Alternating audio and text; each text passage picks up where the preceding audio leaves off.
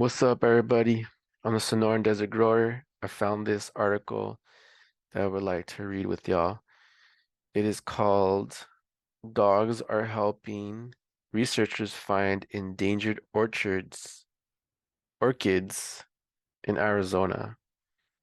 The Desert Botanical Garden and the U.S. Fish and Wildlife Service have teamed up with two specially trained dogs to use their super sniffer to locate endangered orchids. What is happening? Trained scent dogs Circe and Muon helped researchers locate several orchids known as Canelo Hills ladies' tresses during their first expedition to southern Arizona this summer.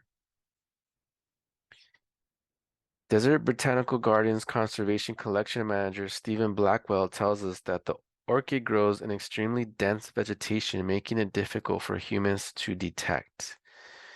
The dogs are part of a California-based program called Canine Incentive, which trains them to locate specific plants and wildlife. Why it matters.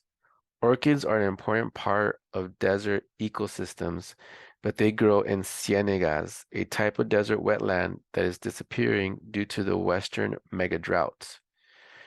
The plant has been endangered since 1997 and has only been found in two locations in Arizona since 2016. When desert botanical researchers find them, they can collect some of their seeds so they can grow and reproduce. How it works. Blackwell says that since this plant is so rare, Muon and Sears had to learn to track them by practicing with a similar orchid that grows in Nevada. His instructor taught him to identify the different parts of the plant from the root to the flower. What happened? Blackwell says the researchers were unsure whether the plant they were practicing with would smell very similar to the endangered one. But within 10 minutes of their first outing in Arizona, Muon and Sark alerted handlers that they had something has been found. At first, the researchers saw nothing, but after digging in the wetlands, lo and behold, there was an orchid. They knew where it was, and we had to look around everywhere, he said. What will happen next? Muon and Circe are now back in California, but will continue to practice with orchids before traveling to southern Arizona next summer. Blackwell says he would love to use the puppies to locate endangered cacti in the future. Parting shot. If it takes dogs to become interested in plants, then whatever it takes, he said. What a weird article. All right, well, that's cool. That is cool. What is this orchard called? Canelo Hills.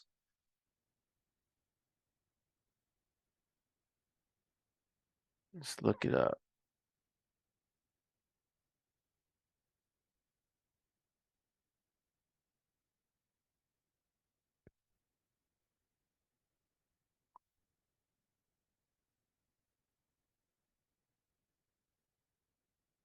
I guess this is what they look like. This plant's flower stalk may contain as many as 40 white flowers. Saving Canelo Hills ladies' tresses. With their spirals of small white flowers and long, slender stalks, Canelo Hills ladies' tresses really do look like locks of a woman's wavy hair. But the plant's beauty hasn't saved it from the water diversions, pumping, and sand and gravel mining that decimate its unique cienega habitat. Not to mention the myriad other threats, much worse than split ends, that threaten the terrestrial orchid. The center, this is from the Center for Biological Diversity. The center has been working to protect Canelo Hills lady tresses since 1993, when we first petitioned the U.S. Fish and Wildlife Service to list the species under the Endangered Species Act. Because the agency failed to do so, we filed suit in 1996, and the species was listed as endangered the following year in 1997. We've also challenged grazing allotments that threaten numerous obligate wetland species, including Canelo Hills lady's tresses. We continue to help the plant through our San Pedro River campaign, which seeks to reform water use in the river basin and ensure the water remains in the river's tributaries. Massive losses in wetlands and functioning river systems in southern Arizona have restricted Canelo Hill lady tresses to just 5 known locations on less than 200 acres. This means that a single environmental catastrophe, such as a severe storm or drought, could cause this plant's annihilation in the blink of an eye. But extinction can be prevented if ongoing threats to its habitat are eliminated, allowing species to grow and thrive. This might not be around. It's got the ecological collapse is real, y'all. And in the Sonoran Desert, specifically the part of the Sonoran Desert where I live, southern Arizona, this is one of our flowers that is endangered. It is only found on 200 acres, and like it says, uh, any natural event can wipe it out at this point. So they're using dogs to find them so they can collect seeds and keep the genetics going. All right, so that's where we're at. That's where we're at here in southern Arizona in amidst a ecological collapse in this mega drought. So remember, planting hundreds of fruit trees is not a food forest, that is just a water guzzling orchard. Setting up tons and tons of raised beds waste water because raised beds waste water in the drylands. So you want to grow a bunch of native food-bearing plants.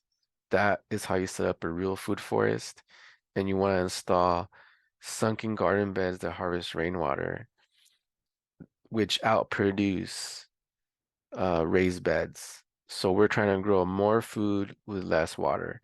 And if you want to grow more food with less water, check out my book, The Dryland Permaculture Growing Guide, which I have self-published on my Patreon community at www.patreon.com/The Sonoran Desert Grower.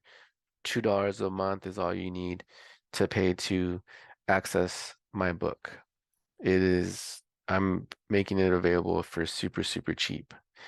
And I have tons of tutorials on there on how to do for self, how to plant the rain, how to install in-ground gardens, how to make sub-irrigated planters, which are way more water efficient than raised beds, how to start your own Prop 207 garden for the fungi members, the fungi tier, the mycelium crew.